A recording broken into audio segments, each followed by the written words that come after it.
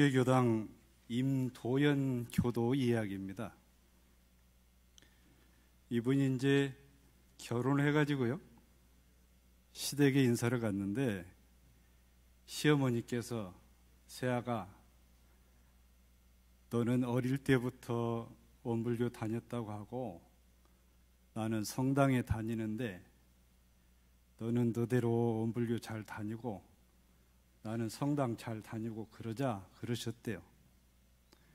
그래서 마침 그 말씀을 드리려고 했는데 먼저 말씀을 해주셔서 감사하게 느끼면서 어른을 봉양을 잘 했는데요, 남편도 교당을 같이 가지는 못했어도 교당 다니는 걸 적극 지지를 하고 그랬답니다.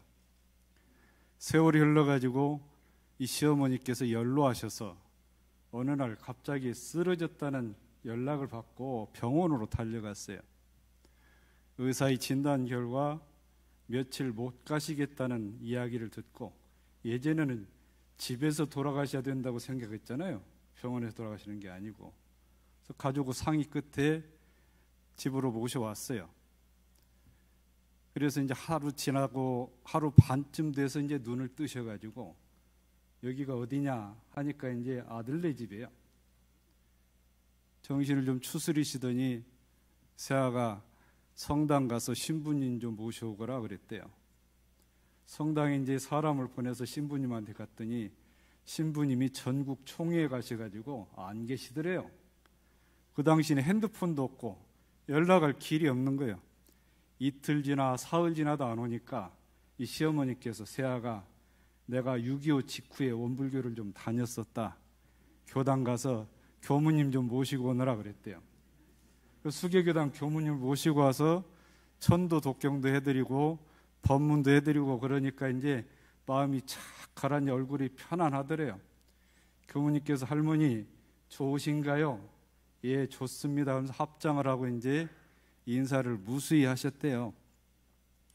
일주일쯤 지나니까 신부님이 돌아오셨다는 얘기를 듣고 신부님 모셔와라 그랬어요.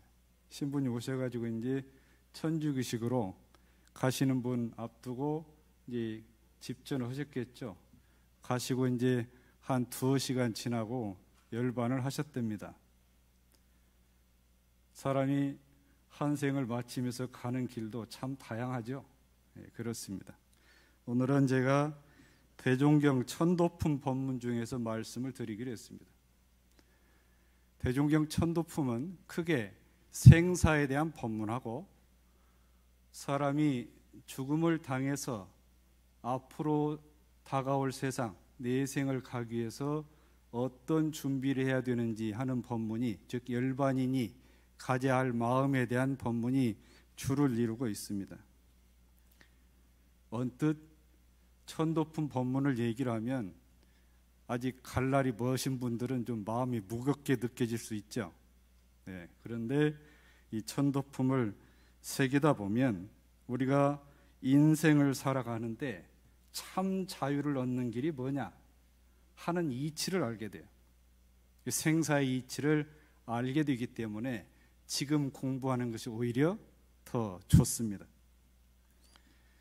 천도란 일생을 살다 마치고 간 영혼이 다음 생에 좋은 인연으로 오실 수 있도록 잘 축원해 주는 것이 천도죠. 그래서 정산종사께서 천도에 대해서 말씀하시기를 악한 일을 착한 이로 돌리고 낮은 데에서 높은 데로 돌려주고 제도하는 것으로, 이 천도는 자기 스스로 생시에 천도를 할 수도 있고 돌아가시고 나서 죽고 나서 타인의 힘을 빌려서 천도를 받을 수도 있다, 그렇게 말씀을 하셨습니다. 그런데요, 소태산 대종사님 같은 성현이나 우리 같은 범부 중생이나 부모님 몸을 빌어서 태어나서 살다가 때가 되어 임종을 하게 되는 그런 과정, 즉 생사의 과정을 누구나 다 거치게 돼 있죠. 그렇습니다. 그래서 이 생사의 과정을 누구나 다 공이 거치기 때문에 이 과정을 일러서 천업이라고 얘기를 합니다. 한날 똑같은 모습으로 태어난 쌍둥이도요, 쌍둥이도 일생을 살아가는 모습이 다릅니다. 더욱이 같이 죽지도 않아요. 한날 똑같은 모습으로 똑같이 생겨가지고 태어났는데 같은 날 죽는 쌍둥이가 별로 없대요. 제가 통계는 안 내봤습니다만 이상하지 않나요? 똑같이 죽어야 맞지 않나요? 이렇게 다르기 때문에 우리가 전생, 현생, 내생 얘기를 하는 거예요. 본래 우리 마음이라고 하는 것은, 우리 본래 영혼이라고 하는 것은, 성품이라고 하는 것은 그 자체에 생사라고 할 게 없습니다. 낳았다 죽었다라고 규정할 게 없어요. 그래서 본무생사라고 합니다. 본무생사. 그런데 그 생사가 없는 그 마음의 바탕, 그 영혼의 성품의 바탕을 해서 나타나는 모습은 다 다르죠. 나타납니다, 이게. 근데 그것이 분리되어 있는 게 아니라 연결이 됐어요. 연결이 되어 있어요. 그래서 그 몸만 바꿀 뿐 원래 있던 그 성품이라고 하는 것은 죽고 살고 죽고 태어나고 하는 게 아니죠. 그 몸만 바뀌었기 때문에 이것을 전신, 현신, 후신 또 그렇게 얘기하는 거예요. 성품 그대로 있고 영혼이 멸하지는 성품 그대로 있고 전신이고 현신이고 후신이다. 그런데 각기 지은 바 인과 여보에 따라서 다 달리 나타나는 거예요. 달리. 오늘은 천도품 1장 본문으로 말씀을 드리겠습니다. 대종사 말씀하시기를 범상한 사람들은 현세에 사는 것만 큰 일로 알지만은 지각이 열린 사람들은 죽는 일도 크게 안 하니 그는 다름이 아니라 잘 죽는 사람이라야 잘나서 잘 살 수 있으며 잘나서 잘 사는 사람이라야 잘 죽을 수 있다는 내역과 생은 사의 근본이요 사는 생의 근본이라는 이치를 알기 때문이라.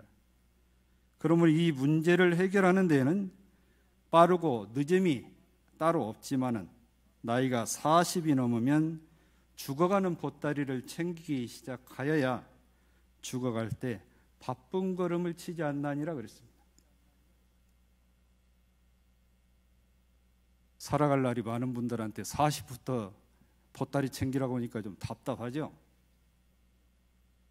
공자님께서 당신이 나이 40이 되니까 어떤 일에도 미혹되는 일이 없어요. 나이 40을 그래서 불혹이라고 하셨어요. 불혹. 혹됨이 없다. 미혹됨이 없다. 50은 하늘의 뜻을 알았다가 지천명이라고 그러죠. 이 40이 갖는 의미는 미혹됨이, 당신이 살아보니까 40쯤 되니까 미혹됨이 없다 이렇게 말씀을 하셨는데 우리 입장에서 해석을 하면 이 40의 나이라고 하는 것은 정신적으로나 육신적으로 가장 온전한 때가 40입니다. 그때부터 온전할 때부터 보따리를 챙기기 시작해야 제대로 챙겨서 죽어갈 때 바쁘지 않다 그 말씀이에요. 바쁘지 않다. 자, 그런데요 이 40일 준해서 챙기라고 할 때 이 생사라고 하는 것은 두 가지 의미를 알아야 됩니다. 두 가지 의미를. 첫째, 하나는 생사이치라고 얘기할 때는 나만을 두고 생사이치를 얘기를 하는 게 아니라 모든 사람을 대상으로 생사이치를 얘기하는 거예요. 나에게 당하는 생사만을 얘기하는 게 아니고 나와 가까운 인연이랄지 모든 사람을 대할 때 생사 똑같이 적용이 된다 그래요. 이 사람도 적용이고 나도 적용이 누구나 똑같이 적용이 생사랑 누구나 똑같이 적용이 되기 때문에 생사라고 하는 거예요. 생사. 그래서 우리가 어디 먼 길 여행 갈 때는 상비약을 챙기잖아요. 병원도 없고 약국도 없는데 상비약이 있어야 할 거 아니에요. 이 생사이치라는 것은 상비심이라고 그런 거예요. 예. 비상 상황에 쓸 상비심. 예? 왜냐하면 나도 갑작스럽게 당할 수 있고 가까운 이인도 갑작스럽게 당했는데 마음의 준비가 없으면 당황하잖아요. 예. 당황하잖아요. 근데 대종사께서는 그렇게 표현을 안 하시고 먼 길 여행 갈 때 내 집에 혹시 불이 날 줄 모르니까 화재보험을 하나 들어놓고 그 증서를 갖고 가는 것과 같다 그랬어요. 생사의 이치를 안다고 하는 것은 내가 먼 길 여행 갈 때 그 사이에 내 집이 불이 나도 보험을 들어놨으면 걱정이 없잖아요. 화재보험 증서를 아는 것과 같다. 그러니까 오늘 40에 생사의 이치를 아는 분은 50년짜리 보험 증서를 받은 거예요. 봉 잡은 거죠? 봉 잡았잖아요.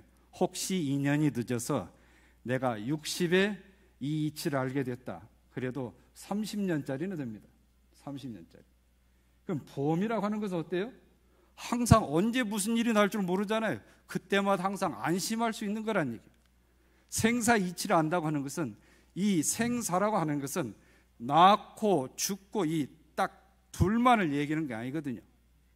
생로병사를 줄인 말이에요. 이 변화하는 생로병사의 과정에서 내 삶에 응대되는 그 생사의 과정이 있을 때 내가 그걸 어떻게 응대를 할 거냐거든요. 어떻게 응대를 할 거냐. 그것이 제가 말씀드리고 싶은 두 번째 이치입니다. 두 번째 이치. 결국은 생로병사 이치가 추나추동과 같이 된다고 그랬죠. 사람이 태어나서 살다가 늙어서 병들어 죽고 다시 태어나는 것은 이 우주 자연에 견주어서 볼 때 봄, 여름, 가을, 겨울 지나서 봄이 돌아오는 이치와 같다. 그 이치를 아는 사람이 이게 변한다고는 거 알잖아요. 변한다고. 제가 엊그제 어느 도반님하고 식사를 하는데요. 지금 보시니까 사는 형편도 좋고 넉넉하신 것 같은데 결혼 28에 하셨는데 20대 후반에 그 사신 내역을 들으니까 진짜 치열하게 사셨더만요. 좋게 얘기해서 치열하고 안 좋게 얘기하면 처절하게 사셨더라고요. 처절하게. 지금 모습을 보니까 그런 모습은 전혀 안 보여요. 근데 그분에게도 그런 과정이 있었다는 얘기죠. 제 상상으로도 쉽게 이해할 수 없는 그런 어려운 그런 상황이 있는데 그 부부가 현명하게 서로 믿고 같이 이렇게 꾸준히 이어와서 지금 그 삶을 갖고 있다는 얘기죠. 그렇게 변하는 과정이죠. 생사라고 하는 것은. 본래 변함이 없는 참 나를 알아서 변화하는 그것에 분별하고 집착하지 말고 똑바로 직관을 해라. 직관을. 고들직자, 볼과자. 직관을 하지 않으면 거기에 묶여가지고 하면서 세월만 가요.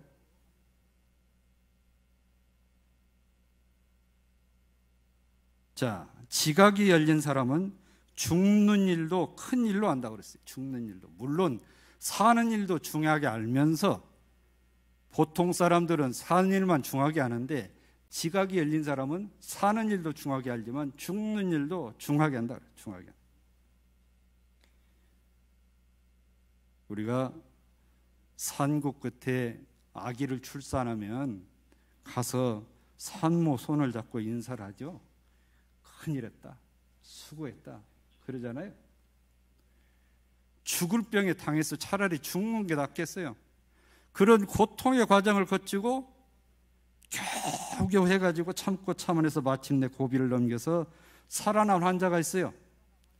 병문안을 가죠. 그 사람한테 그러잖아요. 큰일 했다. 장하다. 큰일 했다. 장하다. 언제까지 내 곁에 계실 줄로 알았던 부모님이 갑자기 가셨어요. 당황스럽잖아요. 다행히 옆에서 정신적으로나 육신적으로 부조를 해주는 분들이 있어가지고 잘 추스리고 상을 잘 치르고 집안 어른들께 가서 인사를 드리면 뭐라고 하죠? 큰일 했다. 큰일 했다.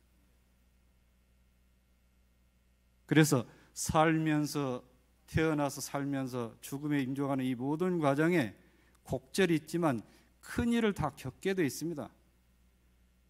죽음 그 자체만 큰일이 아니고 그래서 생사대사라고 하는 것은 가깝게 보면 태어남과 죽음 이 자체가 큰일이지만 이 노정에 있어서 생기는 그 모든 일을 생사대사로 알아야 된다 그 말씀입니다. 그래서 정산종사께서 말씀하시기를 이 생사대사를 해결하는데 세 가지 계단이 있다고 그랬어요. 본래 생사가 없고 본무 생사입니다. 본래 생사가 없고 생사가 둘이 아닌 생사불이, 본무 생사 생사불이, 이 이치를 아는 것이 첫 번째 계단이고, 알았으면 우리 이론상 서원문에서 그러죠. 앞에 이론상 진리를 말씀하시고 우리 어리석은 중생은 이 법신불 이론상을 채받아서 그러잖아요. 알았어요. 알았으면 채받아요. 채받아요. 그 다음에 할 일이 뭐예요? 실생활에 당해서 잘 이거를, 이 이치를 잘 활용을 해야 된다. 이 세 가지 계단을 알아야 생사대사 이치를 안 거다, 이렇게 말씀을 하셨어요. 이슬람도요, 내세를 믿는다고 그럽니다. 그분들도 장례 문화가 있는데요, 이슬람에서는 사람 죽음이 확인되면 24시간 안에 장례를 치른답니다. 이유가 크게 두 가지인데, 이분들도 내세를 믿기 때문에 굳이 길게 끌고 갈 필요가 없다는 그런 게 있을 거고, 대체로 덥잖아요. 이슬람권 나라들이 덥잖아요. 24시간 안에 장례를 치르는데, 이 돌아가신 데서 장지, 묘지 있는 데로 갈 때까지 이 사람들이 어떤 과정이 있어요. 과정이 있는데 세 가지 질문을 한답니다. 세 가지 질문을. 그것을 달리 얘기하면 공동체의 덕망 듣기라는 그런 조목이 있대요. 첫째 질문을, 이 사람을 좋은 사람으로 기억하십니까? 이 장례하러 오신 분들은 그 노래요. 이 사람을 좋은 사람으로 기억하십니까? 예 하고 대답하면 두 번째 질문합니다. 이 사람이 천국에 들기를 원하십니까? 신의 은총이 있기를 바라면서 다 답을 하겠죠. 그러면 세 번째 질문합니다. 이분에게 빚을 받을 일이 있습니까? 빚 받을 게 있냐는 얘기요. 그런데 빚 받을 게 있다고 답을 하면 그 사람 그 공동체에서 바로 추방이 되어버린답니다. 없습니다, 끝났습니다 해야 이제 장지로 출발한다는 거예요. 함께 살아있던 사람들에게 그 공동체에 이 사람, 죽은 사람에 대한 덕망을 듣는 과정을 이슬람에서도 거친다, 그 얘기죠.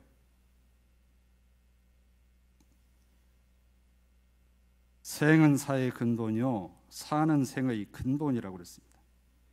결국은 우리가 태어나서 살다가 병들고 죽어서 다시 태어나는 것은 연속선상이 있다는 거예요.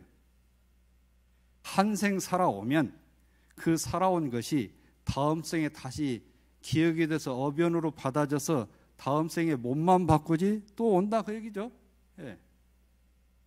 그런 말씀입니다. 반야신경에서 공즉시색, 색즉시공, 색즉시공, 공즉시색 얘기하죠. 색이 곧 공이요, 모든 형상 있고 유형의 것들이 없는 자리로 돌아가는 것이고, 그 없는 데서 다시 우리가 보는, 우리가 목도하는 그 모든 것들이 나타난다 하는 거잖아요. 이 색즉시공, 공즉시색도 이 생사불이 서로 바탕이 되고 근본이 된다는 이치를 말씀하신 거예요. 연속성에 있다, 생사라는 이치는. 그래서 이 천도폼에 누누이 강조해서 말씀하시는 것이 죽기 전에, 살아생전에 준비를 잘해라, 잘해라. 예? 이것이 끝이면 뭐 잘 살든지 못 살든지 소용 관계없잖아요. 예? 연결이 돼 있으니까 준비를, 보따리를 잘 싸라는 얘기는 바로 그 말씀이에요. 보따리 잘 싸라. 잘 죽는 사람 어떤 사람일까요? 잘 죽는 사람, 좋은 환경에서, 쾌적한 환경에서 죽는 분도 잘 죽는 것이겠지만, 대종사께서 말씀하신 잘 죽는 사람이라는 어떤 사람일까? 그거는 생사의 이치를 바로 알아서 미리미리 보따리를 잘 챙겨가지고 죽을 때 진짜 필요한 것만 갖고 갈 준비가 돼 있는 사람이 잘 죽는 사람. 대종사 말씀하신 그겁니다. 그래서 그거를 달리 말씀하시기를 생시에 자기 천도를 마친 사람이다 그랬어요. 제자가 여쭙어요. 죽은 후에만 천도를 받습니까? 죽은 후에만. 천도를 하는 데는 살아있고 죽은 뒤고 이게 없다. 죽은 뒤에 다른 사람이 하는 것보다 생전에 자기 스스로 하는 것이 더욱 천도의 효과가 있다고 그랬어요. 그럼 생전에 생시에 천도를 받으려면 어떻게 해야 되냐 말씀을 하셨어요. 자기 마음을 맑고 조촐하고 바르게 길들여서 육식이 안, 이, 비, 설, 신의 이 육근이 작용해서 육진, 경계를 대할 때 거기에 물들고 섞이지 않는 정도에 이르면 자기 천도가 된다. 내 본래 마음이 경계를 당해서 그 경계에 흔들림 없이 자성의 정과 해와 계를 잘 세우면 자기 천도가 된다. 이렇게 이해를 해도 됩니다. 이걸 일러서 자기 생전에 자기 천도를 마쳤다고 할 것이나 이러한 삶은 그리 흔하지 않다 그랬어요. 걱정하지 마세요. 흔하지는 않다고 그러셨어요. 그렇지만 3세 수도인들이 생전에 자기 천도를 하기 위해서 바쁘게 수도를 했다. 이렇게 법문하셨습니다. 생사를 초월한 자리를 열반이라고 하고요. 고락을 초월한 자리를 극락이라고 합니다. 초기 불교 경전인 함경에 나온 얘기인데요. 부처님께서 어느 날 기원정사에서 제자들에게 지옥과 극락 가는 길이 얼마나 쉬운지 법문을 하셨어요. 나는 어떤 사람이 지옥에 떨어질지 미리 안다. 그가 마음속으로 어떤 생각을 하는지 관찰을 해보면 그걸 안다 그러셨어요. 어떻게 하냐? 마치 팔을 폈다 구부렸다 하는 정도로, 팔 폈다 구부렸다 쉽잖아요. 그 정도로 내가 쉽게 한다. 지옥에 떨어지는 것은 이유가 있다. 그 사람이 나쁜 생각을 하기 때문에, 그 나쁜 생각을 하기 때문에. 이 사람이 나쁜 생각을 하고 있어요. 그럼 그 사람 나쁜 생각하는데 그 순간에 너 지금 죽으면, 지금 나쁜 생각하고 있는 그 지금 죽으면 바로 지옥 간다. 그 말했대. 극락 가는 사람도 이유가 있다. 선한 생각을 하고 있어요. 선한 생각. 선한 생각을 하고 있는 그 순간, 너 지금 그 순간 죽으면 극락 간다. 그래요. 극락 간다.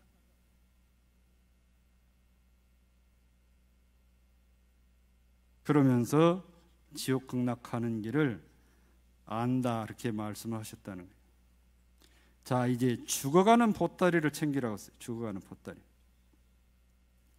대종사께서 사람의 영식이 이 육신을 떠날 때 처음에는 뭘 쫓아가냐면 착심을 쫓아간다. 착심을. 생시에 갖고 있던 착심, 애착, 탐착, 원착, 애착심, 탐착심, 원착심을 쫓아가. 처음에는. 후에는 그 업을 따라서 받게 돼서 한없는 세상에 고통의 윤회를 거듭하게 된다 그랬어요.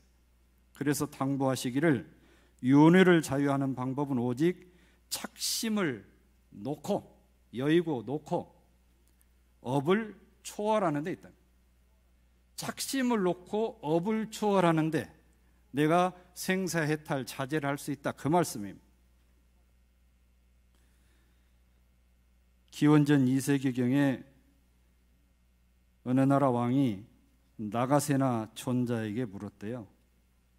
불가에서 100년 동안 죄를 지었어도 목숨이 다할 즈음에 부처님께 한 마음으로 믿음을 내서 귀의를, 진실하게 귀의를 하면 그 공덕으로 극락에 난다고 했는데 저는 그 말 못 믿겠습니다 그랬어요. 그 수행자에게, 왕이. 그러니까 이 수행자, 나가세나 수행자가 묻습니다. 작은 돌을 바다에 빠뜨리면 빠지겠습니까? 안 빠지겠습니까? 빠집니다. 큰 돌을 배에다 실으면 그 돌이 바다에 빠지겠습니까? 안 빠지겠습니까? 안 빠집니다. 그 얘기입니다. 비유를 해서 말씀하신 거예요. 과오를 많이 저질렀어도 말년에 이 법에 진실하게 귀의를 해서 그때부터라도 하기 시작하면 큰 배에 실린 큰 돌과, 이 업은 큰 돌 같은데 큰 배에 실린 것 같다. 큰 배에 실린 것 같다. 나이 40에 생사이치라는 것은 혹 내가 큰 돌과 같은 업을 갖고 있었어도 빠지지 않는 큰 배를 실은 것 같다. 생사이치가 큰 배예요, 큰 배. 그걸 같다 이렇게 말씀을 하셨어요. 착심 보따리를 잘 쟁겨야 됩니다. 보따리가 두 개입니다. 먼저 착심을 쫓아가고 그 다음에 업을 따라간다고 그랬잖아요. 첫 번째 챙겨야 될 게 뭐예요? 착심 보따리를 잘 챙겨라. 착심 보따리. 정산용사께서 욕심과 착심이 많을수록 그 영식이 높이 못 올라가요. 높이 못 올라가. 악도에 떨어진다. 못 올라가. 욕심과 착심이 없으면 그 정신이 높이 솟아서 선도 수생을 한다. 마치 맑고 가벼운 것이 높이 올라가는 것과 같다. 풍선과 같이 가벼운 것이 높이 올라가는 그랬어요. 열반을 앞두고 갖춰야 될 세 가지가 있다고 정산용사 또 말씀하셨네요. 열반 앞두고 갖추고 세 가지. 첫째 공덕. 둘째 상생의 선연, 서로 이익이 되고 서로 살리는 그런 선연. 셋째 청정한 일념, 청정일념. 이 세 가지가 필요해요. 공덕, 상생의 선연, 청정일념. 이 세 가지가 필요한데 가장 중요한 건 뭐냐? 청정일념이라고 했어요.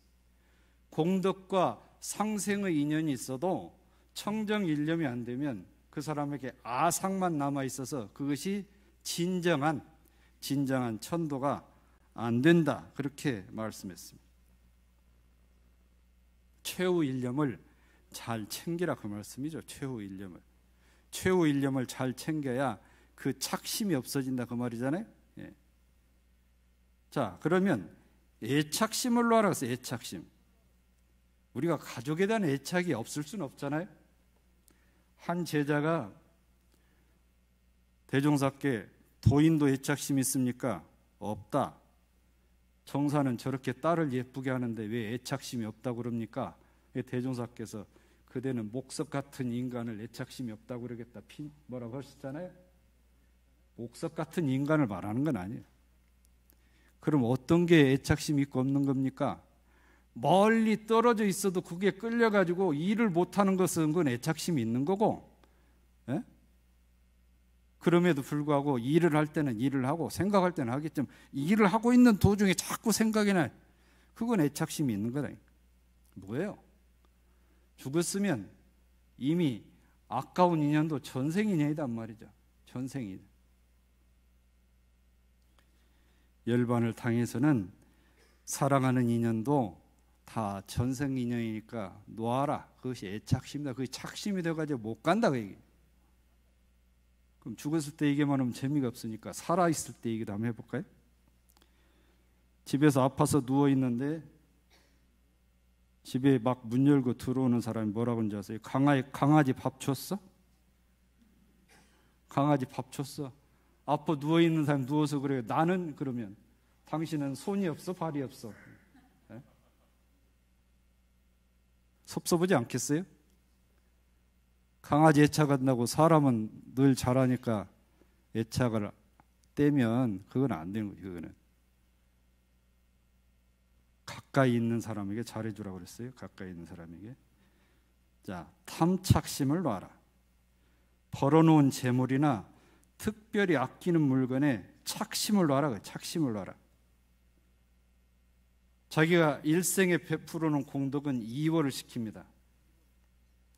저는 특별히 본 공부심이 있어서가 아니라 제가 지난번에 수집벽이 없다고 그랬잖아요. 착심이 생길까 봐 제가 그런 걸 아예 안 만듭니다. 네. 평시에 그걸 안 만들어요. 그것도 착심이거든요. 이게.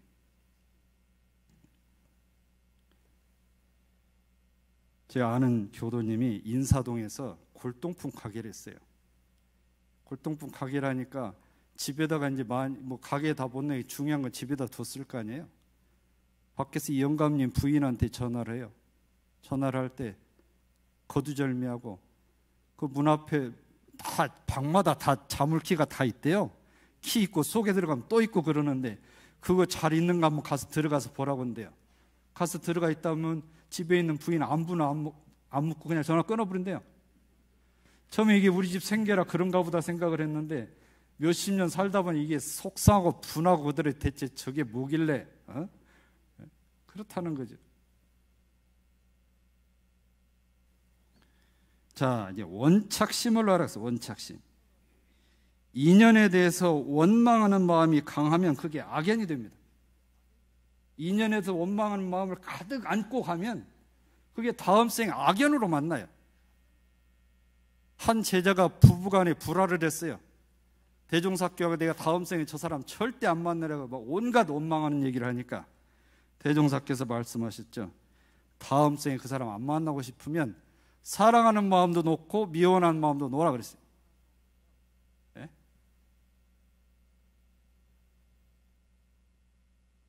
우리가 생사가 낳고 죽음 이 둘만 얘기하는 게 아니라 생로병사의 과정을 통틀어서 나 얘기를 했잖아요.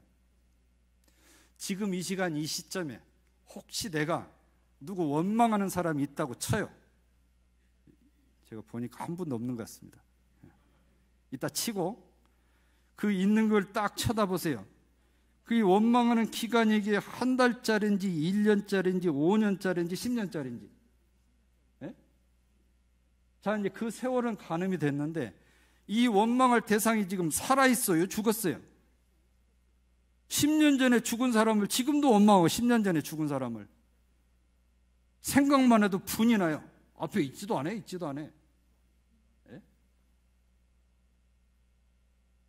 그런 일이 공부를 안 하면 생사 이치를 알고 공부를 안 하면 또는 모르면 그러고 살아요. 그러고 그것이 그대로 가면 어떻게 돼? 죽을 때 가서 원착심이 남아 그대로 가는 거예요. 이게. 그러니까 내 안에 지금 그런 게 있으면 다 놔란 얘기. 지금부터 정리를 하라는. 지금부터 딱 보세요. 애착하는 거. 지금 사랑하는 이쁜 손자는 지금은 사랑하시고 예쁘니까 사랑해야죠. 그까지 못 쓰겠어요?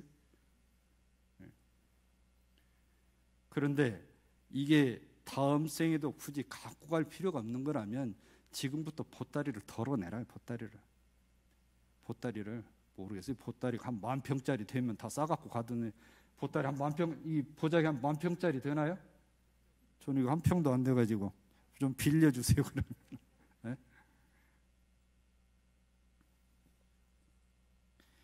대종사께서 선날 때 대중들한테 그랬어요.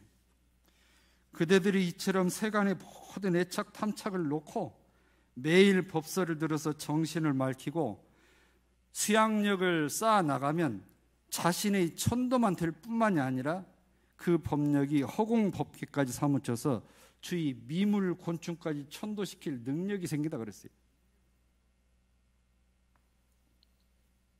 자, 이제 업보따리를 챙기자고요. 업보따리를 챙긴다는 다른 뜻이 아니라 업을 초월해라 그 말씀. 업을 초월해라. 참여문에 영원히 죄악을 벗어나려면 사참과 이참을 아울러 해라 그랬거든요. 자, 이걸 보따리를 챙기는데 밖으로 챙기는 업보따리가 있고 안으로 챙기는 업보따리가 있어요. 자, 밖으로 챙기는 업보따리는 뭐냐면 몸과 입과 마음으로 지었던 업을 봐서 보따리를 챙기란 말이죠. 업이란 건 뭡니까? 내가 지은 게 돌아오잖아요. 지은 게 돌아왔으면 돌아와서 받을 때 이걸 어떻게 하냐고. 어떻게 깔끔하게 잘 받고 하면 그게 없어지는데 내가 되갚아요. 입으로 지었던 업이 다시 돌아왔어요. 내가 깔끔하게 입으로 지은 업이 정리가 되는데 내가 안 갚음을 해. 그러면 이게 부풀리잖아요. 눈사람 만들어 보셨잖아요. 눈사람. 요만한 눈뭉치 가지고 굴리면 계속 따라 붙잖아요. 굴리면은 마찬가지예요. 이게 이 눈뭉치가 내 앞에 지금 왔어요. 입으로 진 거, 몸으로 진 거, 마음으로 진 이 눈뭉치가 여기 왔는데 이게 굳이 갖고 갈 거면 여기서 부숴버리면 알아서 녹는데 이거를 계속 굴려가면 어떻게 했어요? 나중에는 보따리도 안 싸져요. 너무 커가지고. 업보따리는 그겁니다. 내가 지었던 업이 돌아왔을 때 이걸 어떻게 응대를 해가지고 이걸 소멸을 시키고 갈 거냐 아니면 계속 부풀려가지고 안고 갈 거냐 그 얘기예요. 선업을 지으면 악업도 그게 그 기운에 의해서 녹아질 수 있습니다. 정업은, 이미 결정된 정업은 부처님도 못 면한다고 그랬어요. 근데 면할 수 있는 길이 있다. 왜? 그 업을 받는 주체, 저 사람이 되갚는 사람은 저 사람인데 그걸 받는 것은 나이기 때문에 내가 그것을 어떻게 내 마음의 힘으로 어떻게 잘 버느냐에 따라서 그 업이 달라질 수 있다. 그걸 일러서 천업을 돌파하는 것이다 라고 얘기를 했어요. 천업을 돌파하는 것이다. 안으로 업보따리를 정리하는 것은 탐심, 진심, 치심을 제거하라고 했어요. 탐심, 진심, 치심을. 탐심, 진심, 치심을 제거하는 데는 제가 예전 법회 때 말씀드렸습니다. 정산종사께서 법문했어요. 탐심 보따리, 탐심으로 일으킨 업보따리를 없애려면 뭘로 응대하냐면 염심, 청렴한 마음, 텅 빈 마음으로, 덜어내는 마음으로 응대하라고 했어요. 화내는 마음, 화낼 진짜거든요. 화내는 마음을 어떻게 정리를 하냐? 공심, 울타리 없는 마음으로. 울타리 없는 마음으로. 너하고 나하고 선을 긋기 때문에 너하고 나하고는 달라. 나를 어떻게 보는 거야? 그것 때문에 화나잖아요. 저 사람 나하고 울타리를 없으면 그런 마음이 잘 안 일어난다는 얘기. 안 일어난다. 치심 올 때는 밝은 마음, 명심으로 대처를 하고 있어요. 명심으로. 그렇게 해서 업보따리를 정리를 잘 하셔야 돼요. 우리가 생사의 이치를 알려고 하는 이유는 딱 한 가지입니다. 변하는 생사에 묶이지 않고 그 생사를 초월해서 마음의 자유, 생사의 자유를 얻기 위해서 그런 거예요. 자유의 반대는 뭐죠? 구속, 속박입니다. 생사에 구속되고 변하는 그 생사 이치에 구속되고 마음이 구속되고 하는 건 누굽니까? 내가 그런 거죠. 자유를 얻어서 벗어날 수 있는 것 나의 힘에 의해서인데 이치를 알았으면 잘 채받아서 잘 채받고 경계를 당해서 이 생사 이치를 딱 대비를 해가지고 잘 응대를 해라. 그 말씀이 그것이 바로 생사대사를 해결하는 세 가지 길이라고 말씀하셨습니다.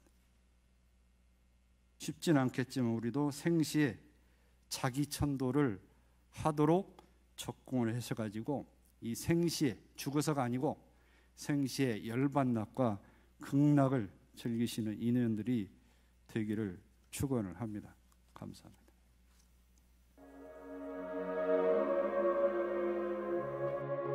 천도이도. 천도라 함은 악한 일을 착한 이로 돌리고 낮은 데에서 높은 데로 이끌어 제도하여 주는 것이니 자기 자신이 스스로를 천도하기도 하고 타력에 의지하여 천도를 받게도 되나니라. 천도의도는 첫째 불연을 맺음이니 정법 회상에 인연이 없으면 천도받기가 어려우므로 먼저 불연을 맺을 것이요, 둘째는 믿음을 세움이니 정당한 타력신과 자력신을 아울러 확립하여 자력과 타력이 한데 어울리게 할 것이요, 셋째는 깨달음이니 자타력의 병진으로 정진을 계속하여 마침내 스스로 깨달음을 얻어서 그 광명으로 능히 바른 길을 떳떳이 밟아 나아가게 할 것이요, 넷째는 공덕을 쌓음이니 평소에 정신 육신 물질로 모든 동포에게 고루 덕을 베풀며 특히 제도 사업에 보시를 많이 하면 그 은덕을 흠모하고 칭송하는 사람이 많게 되므로